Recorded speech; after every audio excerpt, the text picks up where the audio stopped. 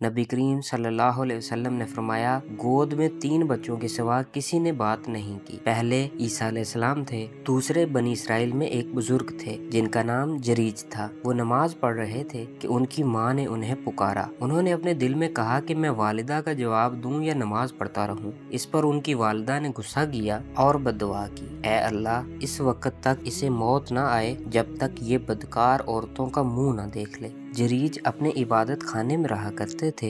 एक मर्तबा उनके सामने एक फाहिशा औरत आई और उनसे बदकारी करना चाहिए, लेकिन उन्होंने उससे इनकार कर दिया। फिर वो एक चरवाहे के पास गई, उससे बदकारी की और उससे एक बच्चा पैदा हुआ और उसने उन पर ये तोहमत धरी कि ये जरीज का बच्चा है। उनकी कौम के लोग आए और उनका इबादत खाना तोड़ दिया, उन्हें नीचे उतार कर लाए और उन्हें गालियां दी। फिर उन्होंने वजू करके नमाज पढ़ी। उसके बाद बच्चे के पास आए और उससे पूछा कि तेरा बाप कौन है। बच्चा अल्लाह ताला के हुक्म से बोल पड़ा कि फलां चरवाहा मेरा बाप है। तो उनकी कौम शर्मिंदा हुई और कहा, हम आपका इबादत खाना सोने से बनाएंगे। लेकिन उन्होंने कहा, हरगिज़ नहीं, मट्टी ही से बनेगा। तीसरा वाकया, एक बनी इसराइल की औरत थी, अपने बच्चे को दूध पिला रही थी। करीब से एक सवार निहायत इज्जत वाला और खुश लिबास गुजरा। उस औरत ने दुआ की, ऐ अल्लाह, मेरे बच्चे को भी इसी जैसा बना दे। लेकिन बच्चा अल्लाह के हुक्म से बोल पड़ा कि ऐ अल्लाह, मुझे इस जैसा ना बनाना। फिर उसके सीने से लगकर दूध पीने लगा। फिर एक बांदी उसके करीब से ले जाई गई जिसे उसके मालिक मार रहे थे।